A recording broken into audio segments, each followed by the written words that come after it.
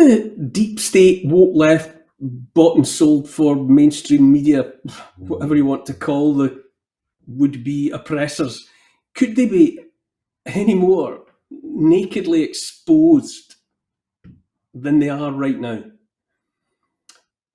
With excitement rising for many about the seeming prospect of a Donald J. Trump landslide in the upcoming US presidential election, it actually seems the CIA, the Central Intelligence Agency, is preparing for someone somewhere to declare martial law in the States in the aftermath of the vote. Look at this if you don't believe me. Trump will likely win in a landslide, but that the deep state will never allow him to be inaugurated as president of the United States on January 20th. The CIA will not allow it. The very same group of people, of course, who doesn't want him to become president because he's going to defund them largely and put them out of business. And now we're hearing from the deep state that the deep state is preparing for martial law in the United States in order to prevent Trump from becoming president. He'll win the election, clearly, by a landslide. It's seemingly was what's about to happen. But January 20th rolls around. This is how you can keep Congress from getting him into the presidency. They're already setting ballot boxes on fire in Oregon, Washington State, in the swing districts where Trump is polling very, very strong. Overnight, Clark County, Washington, had another ballot box set on fire. This in addition to the ones in Vancouver, Washington, and in Oregon. This is the United States of America. You look at this, you'd be like, oh, that's probably happening in some third world country right now. No, that's the United States of America, setting ballot boxes on fire in swing areas where Trump is polling really well and doing really well. This is surely indicative, let's say, of mounting hysteria on the part of the left, if the left is even still the right word still to be used to describe whatever constitutes the cabal.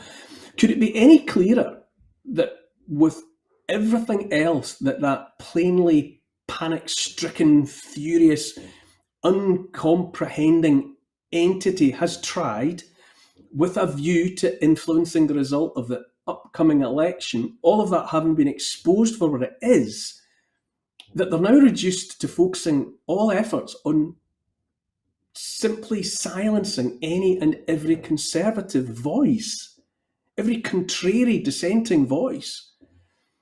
It's like the behaviour of a toddler having a temper tantrum, kicking things over, prattling and squealing at the top of its voice, sticking its fingers in its ears so as not to hear what it doesn't want to hear, screwing its eyes shut so it doesn't see what it doesn't want to see, and believes in the manner of a tantrumy toddler that if it can't see or hear the thing it doesn't like, then neither can anyone else.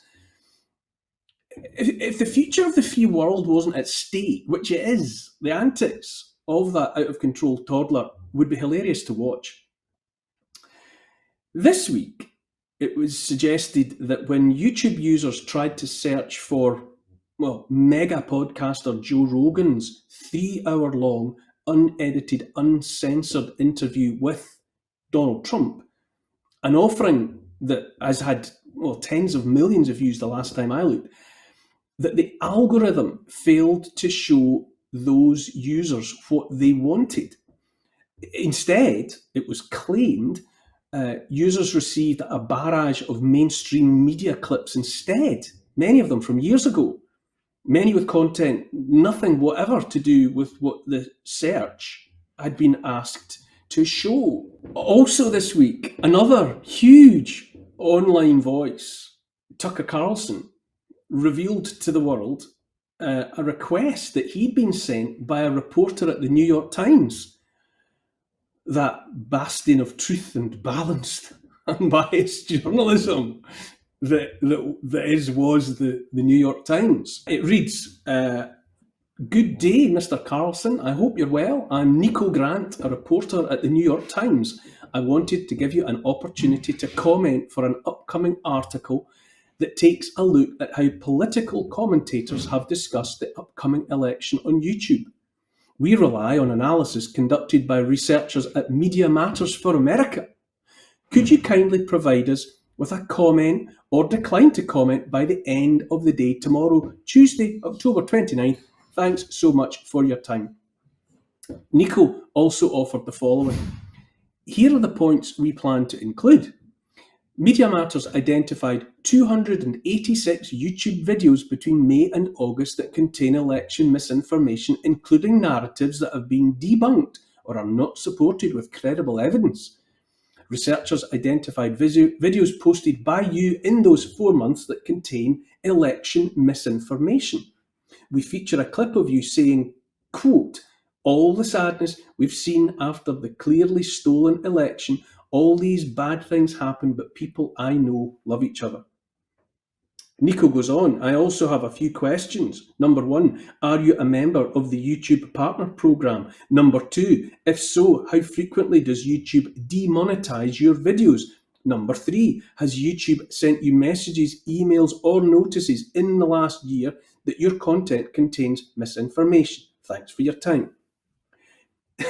Here's the New York Times, a so-called newspaper, blatantly attempting to simultaneously malign a hugely popular conservative voice, being Tucker Carlson, and to punish YouTube for having hosted his content. Here is the New York Times attempting, I would say, to strong-arm YouTube into doing what the cabal wants it to do. Tucker Carlson responds. So, the New York Times is working with a left-wing hate group to silence critics of the Democratic Party. Please ask yourself why you're participating in it. Is this why you got into journalism? It's shameful. I hope you're filled with guilt and self-loathing for sending me a text like this. Please quote me. Nico responds, "Thank you for your prompt response. Would you like to address any of the above points?" To which Tucker Carlson says, "Would I like to participate in your attempt to censor me? No thanks, but I do hope you'll quote what I wrote above and also note that I told you to F off, which I'm now doing." This is hilarious from Tucker Carlson, but what underlies the exchange is no joke. On the same day that Tucker Carlson received his message, Ben Shapiro, another extremely influential conservative voice, got more of the same from the New York Times. Elsewhere, other prominent commentators like Jimmy Dore, who would freely describe himself as having once been staunchly of the left, but Jimmy Dore remarked that in the midst of an election cycle, when his audience numbers should be going up, when more people should be coming to him for the information that he has to provide, his audience, his numbers are noticeably falling. A sequence of events about which he is, not surprisingly, suspicious, to say the least. What does this say about the right of supposedly free people to access unmediated information at a time as important as the run-up to a presidential election? What does it say about the role and power of the tech giants when it comes to influencing and manipulating political narratives? Joe Rogan's style is and always has been to let people talk at whatever length they want. It's not his style and never has been to jump on people, to try and shout people down. He always has taken the line of just being curious, to ask questions and let people answer at length. And where he deems it helpful to himself, he seeks further clarification, and that's it.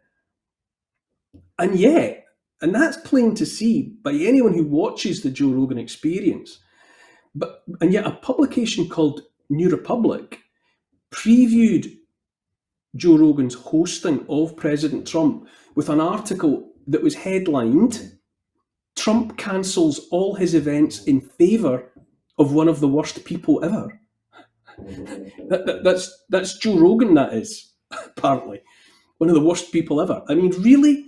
A podcaster who lets people speak freely, who was, just to take one example, absolutely right when he questioned the COVID narrative and talked openly and honestly about how much he had been helped to get over the illness, whatever it was, by taking ivermectin, the much maligned ivermectin, dismissed at the time as a horse tranquilizer, but in actual fact, in terms of scientific evidence, a veritable wonder drug.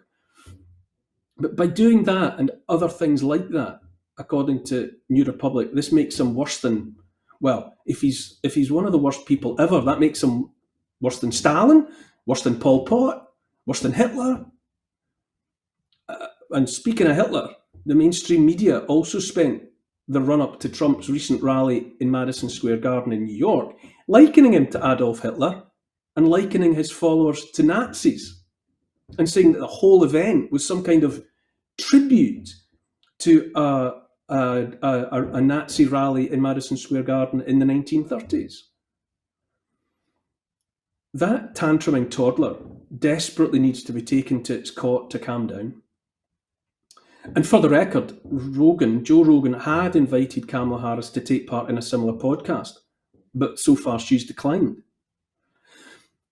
All of this reeks, I would say, of what we saw happen in 2016, in the run-up to the 2016 election, when the mainstream media and tech giants pushed the Russiagate hoax, the long since debunked Russiagate hoax, but they pushed that in the run-up to the 2016 election with a view to turning voters off Donald Trump.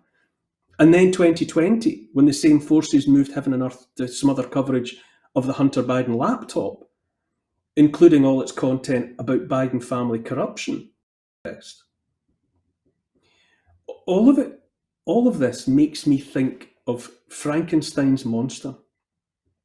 Frankenstein thought he could create something enormously powerful and also control it, have it do his bidding. In the end, his creation became the greatest and most dangerous threat to Frankenstein himself. The deep state created the internet thinking it could control it, and they used the tech geeks to build more creatures like Facebook and Twitter and the rest, thinking that those entities would do their bidding too. But now those creations have slipped from the cabal's control, and the exchange of information those creations still make possible between regular people like you and me may yet prove to be the greatest danger facing the powerful. Up to date with US politics, including the upcoming election, don't forget to subscribe to GBN America on YouTube.